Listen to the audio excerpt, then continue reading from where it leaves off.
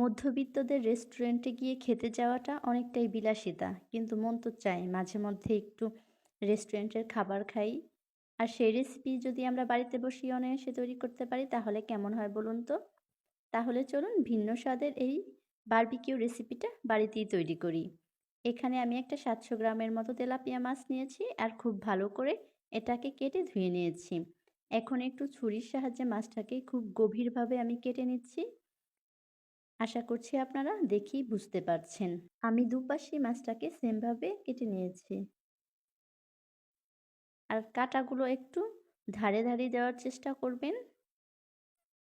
এই যে দেখুন, যাতে মশলাগুলো খুব ভালোভাবে ঢুকে যায়।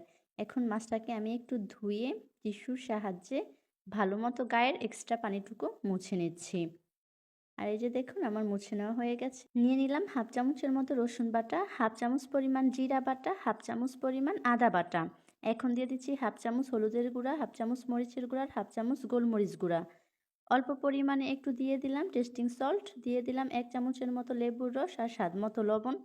আর দিয়ে দিলাম ১ চামচের মতো সয়া সস। লবণটা একটু কম দেওয়ার চেষ্টা করবেন কারণ সয়া সসে লবণ থাকে। এখন দিয়ে দিচ্ছি ১ চামচের মতো চিলি সস আর দিয়ে দিচ্ছি ১ চামচের মতো টমেটো সস। আর এখন দিয়ে দিচ্ছি আমি এখানে ১.৫ চামচের মতো বারবিকিউ সস। আর সব কিছু দেওয়া হয়ে গেলে আমি মশলাগুলো খুব ভালোভাবে একটু মেখে নেব। আর বারবিকিউ সস খুব বেশি দেবেন না কারণ এতে তেঁতুল থাকে, একটু টক, টক ভাব থাকে। তাহলে বেশি টক হয়ে যাবে। এখন মেশানো হয়ে গেলে আমি মাছটার গায়ে মশলাটা খুব ভালোভাবে মাখিয়ে নেব। একদম প্রতিটা কাটার ভেতরে, ভেতরে আমি মশলাগুলো ঢুকিয়ে দিচ্ছি ভালোভাবে।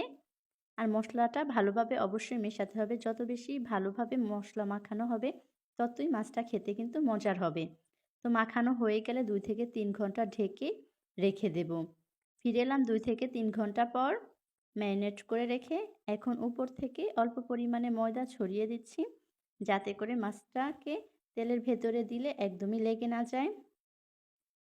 তো আমি ২ পাশেই দিয়ে নিচ্ছি। আর দেওয়া হয়ে গেলে এখন আমি তেলের ভেতরে ভেজে নেব। রেস্টুরেন্টের স্বাদ যদি হুবহু পেতে চান তাহলে এই প্রসেসগুলো অবশ্যই ফলো করতে হবে। না হলে কিন্তু প্রপার টেস্ট পাবেন না। তো এক পাশ ভাজা হয়ে গেলে উল্টে দিচ্ছি আর চামচের সাহায্যে তেলগুলো উপরে ছড়িয়ে, ছড়িয়ে দিচ্ছি। আর আমার মাছটা কিন্তু ভাজা হয়ে গেছে। মিডিয়াম আঁচে হালকাভাবে মাছগুলো ভেজে নিতে হবে।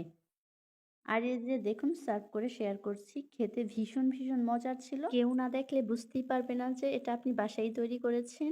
আমার আজকের আয়োজন এ পর্যন্তই। ফিরবো নতুন ও সহজ কোনো রেসিপি নিয়ে। সে পর্যন্ত সবাই ভালো থাকবেন, সুস্থ থাকবেন। আল্লাহ হাফেজ।